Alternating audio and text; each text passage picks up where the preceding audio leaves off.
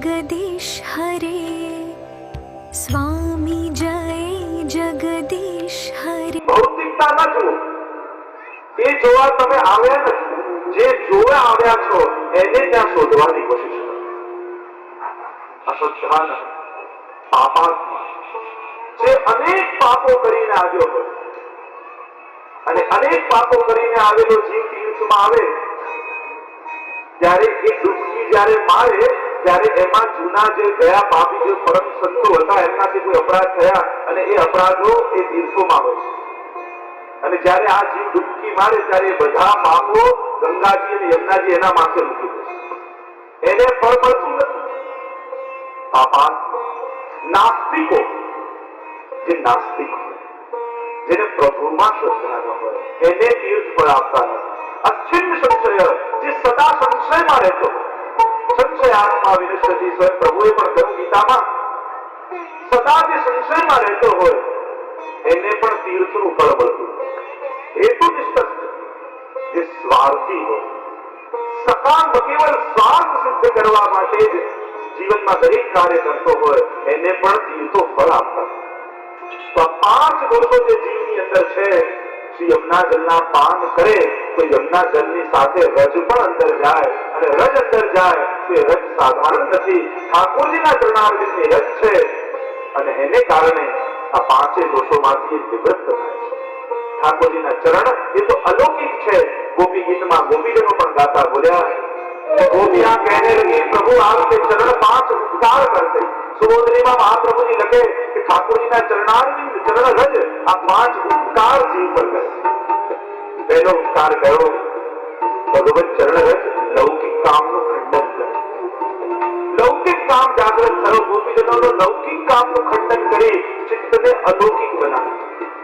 યમુના જળના પાન કરો અને ભગવત ચરણ અંદર જાય, તમારી અંદરની લૌકિકતાનો નાશ થાય અને ભગવત ભાવ જાગૃત થાય. બીજો ઉપકાર મહાપ્રભુજી કહે કે ભગવત ચરણારવિંદ ઐશ્વર્યનું દાન કરે. અને ઐશ્વર્ય કયું? ભગવાનમાં વધતો વૈભવ એ જ ભગવતીનું ઐશ્વર્ય છે. જીવ પોતાનું ઐશ્વર્ય પોતાના સાધનોથી નથી જોતો. આને સેવામાં કેટલો વૈભવ વધાર્યો એ જ ભક્તનું ઐશ્વર્ય છે. ત્રીજો ઉપકાર કરે મહાપ્રભુજી કહે શરણમાં આવેલાઓની સર્વ ઈચ્છાઓ પૂર્ણ કરે. જે જીવ શરણમાં આવ્યો એના જે કઈ મનોકામના હોય મનમાં, ભગવત ચરણારવિંદ કલ્પ વૃક્ષ જેવા છે અને સર્વ કામનાઓને સિદ્ધ કરે. પાંચમો ઉપકાર કરે જીવને શોભા આપે. પાંચમો ઉપકાર કરે દુઃખને દૂર કરે. આ પાંચ ઉપકાર ભગવત ચરણારવિંદ કરે છે. પ્રભુ તો હરિ છે, જીવના સમસ્ત દુઃખોને હરનારા છે. ચરણ પંકજ રેણુ શ્રી યમને જો દે. શ્રી યમુનાજી શું આપે છે જીવ? ઠાકોરજીના ચરણ કમલની રજ આપે છે. અને રજ કેવી છે? શ્રી મહાપ્રભુજીની રજ અને શ્રી યમુનાજીની જયારે ચરણારવિંદની ભાવના આવી, મહાપ્રભુજીના ચરણ ચિહ્નોની ભાવના આવી, ત્યારે ત્યાં ભાવનામાં કહ્યું કે આ યમુનાજીના હાથમાં કમળ છે, શું છે?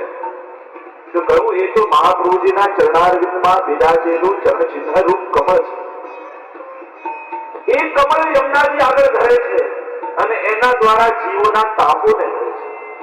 આ યમુનાજી હાથમાં જે કમળ છે એટલે દોડપલમાં ગાતા કહ્યું કે વિઘ્ના પુષ્ટિ માર્ગના મૂળ તે શ્રી યમુનાજીના હસ્તના ફૂલ, વલ્લભ ચરણ સરોજ ઉર લહે. ઉર લીધા અને અષ્ટ સિદ્ધિના દાન શ્રી યમુનાજીએ દીધા. આ જે કમળ છે એ ઠાકોરજી શ્રી મહાપ્રભુજીના ચરણ ચિહ્ન છે, જે યમુનાજી હાથમાં ધારણ કરે છે અને એના દ્વારા અષ્ટ સિદ્ધિના દાન કરે છે. અને આ ચરણારવિંદની રજ જેને પ્રાપ્ત થઈ તો કલયુગ જીવ ઉદ્ધારણ કારણ કાટક પાપ અવધાર બે. શું કરે યમુનાજી કૃપા કરીને શું કરે કે કલયુગના જીવ જે છે એના ઉદ્ધાર કરવા માટે એના સમસ્ત પાપોને બિલાડી દે, નાશ કરે. કલયુગ એટલે કલહ, કલયુગ એટલે ક્લેશ. કલયુગના ત્રણ લક્ષણ: કલયુગ એટલે ક્લેશ, કલયુગ એટલે અવિશ્વાસ અને કલયુગ એટલે વિષમતા. આ કલયુગના પ્રધાન ત્રણ લક્ષણ છે. દરેકના મનમાં ક્લેશ છે. કલયુગ કલિયુગના માણસની તકલીફ જ એ છે કે એકલા ગમતું નથી ને બીજાની જોડે ફાવતું નથી. મુશ્કેલી જ આપણી એકલા કંટાળો, એકલા ગમે ને અને બીજાની જોડે ફાવે. તમે રાખવા ક્યાં? કલયુગનો અર્થ થાય ક્લેશ. જ્યાં કલહ છે, કલહ રૂપી પાપને, કલહ રૂપી ફળને કલિયુગના શ્રી મહાપ્રભુજી નિવૃત્ત કરે. યમુનાજીનું જે આરાધન કરે એના ઘરમાંથી ને મનમાંથી ક્લેશ નિવૃત્ત થઈ જાય. કલહ નિવારણ. કલિયુગનું બીજું લક્ષણ છે અવિશ્વાસ. જ્યાં વાતે વાતે સમ ખાવા પડે ને જગ્યાએ જગ્યાએ સહી કરવી પડે. કલયુગ સમ શેના માટે ખાવા પડે? સામે વાળા વિશ્વાસ નથી એટલા માટે. સહી શેના માટે કરવી પડે કે સામે વાળાને વિશ્વાસ નથી. આપણે કહીએ બોલે ના ચાલે, સહી કરી નાખો. આ કલિયુગનું લક્ષણ. વિશ્વાસ, જ્યાં વિશ્વાસ રાખો ત્યાં પૂરો ન થાય. પેલું કે છે ને કે કલિયુગમાં એક માણસ અત્યારનો અને બહુ નિરાશ થઈ ગયો જીવનથી. એને કહ્યું કે ના હું આત્મહત્યા કરી. આત્મહત્યા કરવા માટે ઝેર ખરીદીને લાવ્યો અને રાતના ઝેર પીને સૂઈ ગયો તો સવારે એકદમ ફ્રેશ થઈ જવું છે. અને એને કહ્યું કે જો ભગવાન મને બચાવવા માંગે છે, ઝેર પીધું તો બચી ગયો અને ભગવાન જો બચાવવા માંગે છે તો પછી આનંદથી જીવો ને. તુરંત મીઠાઈ દુકાનમાં ગયો, કિલો મીઠાઈ ખરીદી અને ઘરે આવીને મીઠાઈ ખાધી ત્યાં ફૂડ પોઈઝન થી મરી ગયો. આ કલિયુગ. અને કલિયુગનું ત્રીજું લક્ષણ વિષમતા. ક્યાંક છે તો બહુ જ છે અને જ્યાં નથી ત્યાંથી કોઈ નથી. આ વિષમતા કલિયુગનું લક્ષણ છે. જરૂર છે જેના જીવતરની, એને કોઈ જીવવા નથી દેતા. જીવે છે મોત ના વાગે, એને કોઈ મરવા નથી દેતા. કરાયેલાના મોઢામાં પરાણે કોળિયા દે છે. ભૂખાને કાંદ વાસી હાથ પણ વધવા નથી દેતા. સુખડને ઘી તકી મળતા સદો ધનવાનના મોંઘા ને ગરીબની લાશ પર પૂરું કફન પણ ચડવા નથી દેતા. જ્યાં છે ત્યાં વધતું જ જાય અને જ્યાં નથી અભાવ આવતો જાય. વિષમતા એ કલિયુગ. અને આ ત્રણને કારણે કલિયુગનો દરેક જીવ દુઃખી છે. શ્રી યમુનાજી એ સમસ્ત કલિયુગના લક્ષણોને, જેના મુખમાં યમુનાજીનું નામ છે, એટલી વાર કલિયુગની તાકાત નથી કે તમારી અંદર પ્રવેશી શકે. કલિયુગમાં માણસ દુઃખી એટલા માટે છે કે આ માણસને સુખી નથી થવું પણ બીજાથી સુખી થવું છે. માણસને ખાલી સુખી થવું હોત તો થઈ જાય, પણ માણસને ખાલી સુખી નથી થવું પણ બીજા કરતા વધારે સુખી થવું, અને એટલે દુઃખી છે. એક સાથે ત્યાં પધાર્યા શિષ્યને ત્યાં અને આમ બતાવો આખા એરિયામાં 3 માળનું મકાન મારું છે, બીજા કોઈનું નહીં. અને આમ રાજી રાજી થાય. 3-4 વર્ષ પછી પાછા ગુરુદેવની પધરામણી થઈ. જુએ ગુરુ સાવ ઉદાસ. ઉદાસ કેમ છો? કે હવે આજુબાજુ બધાને ત્યાં 4-4 માળના મકાનો થઈ. તો એને ત્યાં થયેલો તારો માળ થોડી ગયો છે. તમારું તો એટલું જ છે. માણસને સુખી નથી થવું, બીજા કરતા વધારે સુખી થવું છે, એટલે માણસ દુઃખી છે. કલહ છે. અને કલિયુગના સમસ્ત દોષોને યમુનાજી દૂર કરે. આપણને એમ છે આપણે તો બ્રહ્મ સંબંધી જીવો, અને બ્રહ્મ સંબંધી જીવોની અંદર દોષ ક્યાંથી રહે? એ તો નિર્દોષ થઈ ગયા છે. પછી યમુનાજીનું નામ જીવ પુષ્ટિ માર્ગી જીવે લેવાની, બ્રહ્મ સંબંધી જીવે લેવાની ક્યાં જરૂર છે? કારણ કે એ તો નિર્દોષ થઈ ગયો. તો આચાર્યો કહે છે બ્રહ્મ સંબંધ લીધા પછી પણ આટલા દોષો જીવની અંદર રહે છે. બ્રહ્મ સંબંધ લીધા પછી જીવની અંદર કયા દોષો? તો કહું પહેલો દોષ એ વલ્લભની વાણી ન સમજવી. એ બ્રહ્મ સંબંધી જીવનો દોષ છે. આ બધા ગ્રંથો તો બહુ અઘરા, આપણને ખબર ન પડે. ગુરુની વાણી ન સમજાવવી એ બ્રહ્મ સંબંધી જીવનો દોષ છે. બીજો દોષ, ગુરુની આજ્ઞા, મહાપ્રભુજીના ગ્રંથોનો પાઠ કર્યા પછી પણ એ પ્રકારે આચરણ ન કરવું એ પણ દોષ છે. રોજ વાંચીએ છીએ સિદ્ધાંત રહસ્ય, નવરત્ન, ભક્તિવર્ધની ગ્રંથો રોજ વાંચી, પણ એ અનુસાર આચરણ ન થવું એ બ્રહ્મ સંબંધી જીવનો દોષ છે. ત્રીજો અપરાધ કયો? શ્રી વલ્લભની વાણી દ્વારા આપણું શ્રેય થશે એવો વિશ્વાસ વાણીમાં ન આવવો અને વલ્લભની વાણીમાં સંશય કરવો એ પણ બ્રહ્મ સંબંધી જીવનો અપરાધ. આ બધું તો 500 વર્ષ પહેલા લખાયેલું, અત્યારે બધું આ બધું પ્રેક્ટિકલ નહીં, અત્યારે આ બધું કામ ના આવે, અત્યારે આ પ્રમાણે જીવી ન શકાય. આ રીતે વલ્લભની વાણીમાં સંશય કરવો એ દોષ છે. સિદ્ધાંત કોને કહેવાય? જેનો અંત સિદ્ધ થઈ ચૂક્યો છે, જેને હવે કોઈ કાળમાં એના માટે વિચારવાનો હવે કોઈ અર્થ નથી. એ ત્રિકાળમાં સત્ય જ સિદ્ધાંત.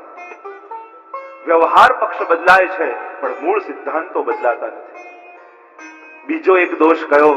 પોતાને અનુકૂળ મહાપ્રભુજીના ગ્રંથોનો અર્થ કરી લેવો એ પણ અપરાધ છે. આપણને જેમ ફાવતું હોય એ રીતે વાતો બધી ગ્રંથોમાંથી કાઢી લેવી અને એ રીતે જ પ્રદર્શિત કરવું એ પણ દોષ છે. છેલ્લે કહ્યું, શ્રી વલ્લભના ચરણોમાં ચિત્ત ન પરોવાવું, ભગવત સેવામાં ચિત્ત ન લાગવું એ પણ બ્રહ્મ સંબંધીનો દોષ છે. અને છેલ્લે કહેતા કહ્યું, બ્રહ્મ સંબંધ લેવા છતાં બ્રહ્મ સંબંધ સમયે કરેલી પ્રતિજ્ઞાઓનું પાલન ન કરવું એ પણ બ્રહ્મ સંબંધી જીવનો અપરાધ છે. રોજ ગદ્ય મંત્ર ઠાકોરજી આગળ બોલીએ છે કે આ જે કાંઈ પણ મેં મારું માન્યું છે એ આત્મા સહિત એ પ્રભુ આપને સમર્પિત થાવ છે. અને જ્યાં સેવામાંથી બહાર આવ્યા એટલે બધું ટેન્શન માથે. હવે આનું શું થશે? દરેક ચિંતા એ અવિશ્વાસનું પ્રમાણ છે. જીવની દરેક ચિંતાઓ, અને ચિંતા ત્યારે જ પેદા થાય જ્યારે ભગવાન પરથી વિશ્વાસ જાય. અને વિશ્વાસ જાય ત્યારે જ આપણને એમ થાય હવે આ કેમ થશે. સમર્પિત જીવ તો નિશ્ચિંત છે. વલ્લભના શરણે જઈ રહીએ આનંદમાં. શરણાગતિને કેવી ચિંતા? બ્રહ્મ સંબંધ લઈને બધું ઠાકોરજીને સોંપેલું છે, છતાં એમ થાય કે આ કેમ થશે. પેલું નથી વાર્તા કહેતા કે પેલો રાજાની જતો હતો ઘોડાની રથ ઉપર બેસીને, અને ગામના કિનારે એક ખેડૂત પોટલું લઈને બેઠો. રાજાને દયા આવી કે આટલો ઉનાળો છે તો આને રથમાં બેસાડી લઉં. ખેડૂત પાસે રથ રોક્યો અને કહ્યું કે બેસી જા. ખેડૂત કહે, મારા તમારા રથમાં કેમ બેસાય? અરે હું કહું છું બેસી જા. રાજાએ આગ્રહપૂર્વક કહ્યું, રથમાં બેસાડી લીધો ખેડૂતને, પણ ખૂણામાં બેઠા બેઠા ખેડૂતે પોતાનું પોટલું માથા પર રાખીને બેઠો. રાજા કહે, પોટલું નીચે રાખી દે. ખેડૂત કહે, મહારાજ આવો અપરાધ મારાથી ન થાય. એક તો હું પોતે રથ ઉપર બેસી ગયો, પાછું પોટલું રાખી દઉં, આટલો ભાર તો ના મૂકું. રાજાને શું આવ્યું? પોટલું માથે રાખ્યું છે તોય વજન તો મારા રથ ઉપર જ છે. એમ ભગવાન પણ આપણી ચિંતાઓને જોઈને હસતા હશે. બ્રહ્મ સંબંધ દ્વારા બધું સમર્પણ કરી દીધું, છતાંય આ માથે પોટલા લઈને આપણે બધાએ ફરીએ છીએ. અને આપણી ચિંતાઓ જોઈને પ્રભુને શું આવતું છે? કલયુગ જીવ ઉદાહરણ કારણ કાટત પાપ અવધાર પહેની. એક જાણે યમરાજી કોઈ અસ્ત્ર હાથમાં લઈ કલયુગના જીવોના સમસ્ત પાપોને વિદારી રહ્યા છે, જીવને નિર્દોષ બનાવી રહ્યા છે. યમરાજીના શરણમાં આવતા જ જીવ નિર્દોષ બને. 5 શુદ્ધિ જોઈએ દરેક વૈષ્ણવના જીવનમાં, અને 5 શુદ્ધિ યમનાજીની કૃપાથી મળે.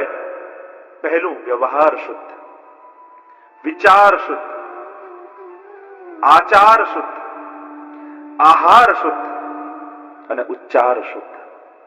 આ 5 શુદ્ધિ જીવનમાં આવી છે. વ્યવહાર શુદ્ધિ, વૈષ્ણવનો વ્યવહાર કેવો, વિચાર કેવા, આહાર કેવો, વ્યવહાર કેવો, 5 શુદ્ધિ યમુનાજીની કૃપાથી સિદ્ધ થાય. આ કલયુગનો જીવ સંસારના રસ લે. ગોકુલનાથજી તો સમજાવ્યા કલયુગનો જીવ કેવો છે.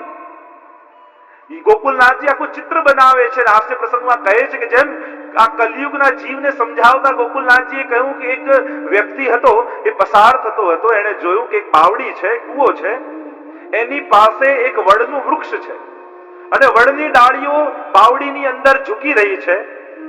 અને આ વ્યક્તિને એમ થયું કે આ બાવડીમાં શું છે, લાવ જઈને જોઉં આ વાવમાં શું છે. જ્યાં નીચે વળીને જોવા ગયો ત્યાં પગ લપસ્યો ને પડ્યો, પણ પડતા પડતા વડની એ ડાળ હાથમાં આવી. ડાળ હાથમાં આવીને લટકી રહ્યો છે કુવાના વાવના મધમાં. એ ડાળ ઉપર એક મધપૂડો અને વાવમાં નીચે સર્પ. જ્યાં લટક્યો એટલે સર્પે પોતાનું ફેણ ઊંચું કર્યું ને રાહ જુએ છે ક્યારે આ પડે ને આને દંશ મારે. પેલો લટકી રહ્યો છે હવામાં. લટકતા લટકતા જે મધપૂડો હતો એ વાંકો થયો અને એમાંથી મધ ટપ ટપ ટપ કરીને પડવા લાગ્યો અને પડે છે એક એક બૂંદ સીધી આની જીભ ઉપર. લટક્યો ત્યારે તો થયું મને કોણ બહાર કાઢે, પણ જ્યાં રસની એક બૂંદ ચાખી અને એવું મીઠું લાગ્યું એટલે લટકી રહ્યો છે ભૂલી ગયો અને રસના આસ્વાદમાં મશગુલ થઈ ગયો. મધમાખીઓ ઉડીને દંશ મારે છે પણ દંશનું ભાન નથી, એને તો રસમાં એવું આનંદ આવવા લાગ્યો કે લટક્યો છે એ ભૂલી ગયો. ઘણી બધી વાર થઈ, સાંજ પડવા આવી તો એટલામાં ગોકુલનાથજી કહે ત્યાંથી મહાદેવજી નીકળે અને મહાદેવજીએ જોયું કે આ લટકી રહ્યો છે એટલે મહાદેવજીને આવી દયાને કહ્યું લાય હાથ આપું તને, તું બહાર નીકળ. પેલા લટકતા જી કલિયુગી જીવે કહ્યું આ હાથ તો આપું છું પણ 1 મિનિટ ઉભા રહો, આ બૂંદ પડે એ પી લેવાનું. બૂંદ પડી, રસ આસ્વાદ આવ્યો, જ્યાં હાથનો વિચાર કરે પાછી બીજી બૂંદ પડવાની તૈયારી થઈ ગઈ. પાછું ધ્યાન કહ્યું 1 મિનિટ ઉભા રહો, આ બૂંદ પી લેવાનું. મહાદેવજી ત્રીજી વાર કહ્યું લાય હાથ આપું, કહ્યું આ બૂંદ પી લેવાનું. ચોથી વાર કહ્યું અને મહાદેવજીને થયું આ લટકતો ભલે રહ્યો. ત્યાંથી મહાદેવજી નીકળી ગયા. ગોકુલનાથજી સમજાવે છે આ લટકતો જીવ એ કલિયુગી જીવ માણસ છે. આ વડની ડાળી એનો દેહ છે, કૂવો એ સંસાર છે, કૂપ એ ભવકૂપ છે અને આ રસ જે આવી રહ્યો છે સ્ત્રી, ઘર, પુત્ર, ધન એ સંસારના રસો છે. અને આ રસો લેવામાં આ કલિયુગી જીવ એટલો બધો મશગુલ થયો છે કે મહાદેવજી જેવા કોઈ પરમ ભગવતીએ જ્યાંથી નીકળે અને એ કહે છે, એમને ચિંતા થાય છે આ લટકતા જીવની કે આને ભવકૂપમાંથી બહાર કાઢીએ. એટલે એ સંગ કરવા માટે કહે છે લાવ હાથ આપું, તું બહાર નીકળી જા. પણ આ જીવ રસ સંસારના લેવામાં એટલો બધો મશગુલ થયો છે કે મહાદેવજી જેવા ભગવતી સામે આવે તો એમનો એ સંગ કરતો નથી અને જે સંગ કરતો નથી એ જન્મો જન્મ આ રીતે લટકતો જ રહે છે. આ કલિયુગી જીવ. શ્રી યમુનાજી જ્યારે હાથ આપવા બેઠા હોય, મહાપ્રભુજી જ્યારે હાથ આપવા બેઠા હોય, શ્રી ગુસાઈજી અર્થ સકળ જેનો સીધો લીલામાં એ તાણીને લીધો અને ગુસાઈજી તો વિશેષ કૃપા કરે, આવો જીવ નીકળતો ન હોય ને તો હાથ ખેંચીને બહાર કાઢે. તાણીને લીધો. તાણીને કોને લેવાય? જે આવવા ન માંગતો હોય. જ્યાં બીજું એ કે જે આવી ન શકતો હોય, જેનો હાથ પહોંચતો ન હોય એને ખેંચીને કાઢવો પડે, યા બીજા એ કે જે આવવા જ ન માંગતો હોય એને ખેંચીને કાઢવો. તો કલિયુગી જીવ તો એવા જ છે કે એને તાણીને લેવા પડે. તો આવા જીવ ન શ્રી યમુનાજી કાટત પાપ અવધાર પેની એમ કહેતા આગળ ગોવિંદ સ્વામી ગાન કરવા લાગ્યા. પ્રાણપતિ પ્રાણસુત આયે ભક્તન હિત. પ્રાણપતિ શ્રી વલ્લભ પ્રાણસુત શ્રી ગુસાઈજી સેના માટે પધાર્યા, નિસ્સાધન જનહિત કરવા શ્રીનાથ વિઠ્ઠલ આવ્યા. વલ્લભાખ્યાન ભક્તન હિતે. આપણે અહીંયા પધારવાનું શું પ્રયોજન છે ભૂતલ પર? ભાગ્યન વલ્લભ ભૂતલાય. રતિ પથ પ્રગટ માટે શ્રી મહાપ્રભુજી પર ઉલસે દૈવી જીવન કે મન સાધન બિન પાએંગે પદ. આ દૈવી જીવને કેમ આનંદ થયો જ્યારે મહાપ્રભુજી પધાર્યા, ગુસાઈજી પધાર્યા? કારણ કે હવે નિસ્સાધન જનહિત કરવા શ્રીનાથ વિઠ્ઠલ ભક્ત હિત માટે પધાર્યા છે.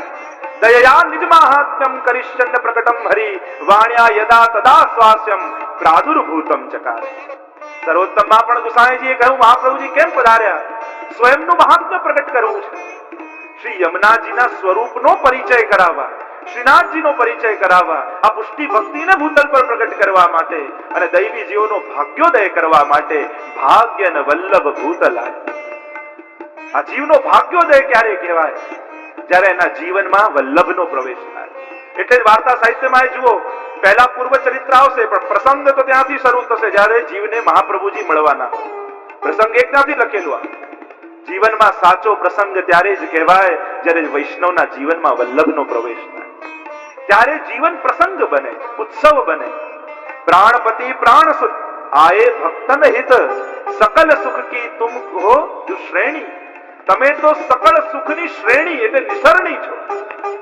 ઉભય કુલ નિજ ખંભ હૈ તરંગ તુસીડી માન યમુના જગત વૈકુંઠ કી પ્રગટ નિસરણી જાન. હરિરાયજી પણ કહે છે બંને તટે તો ખંભ છે અને આપના લહેરો એ પગથિયા છે.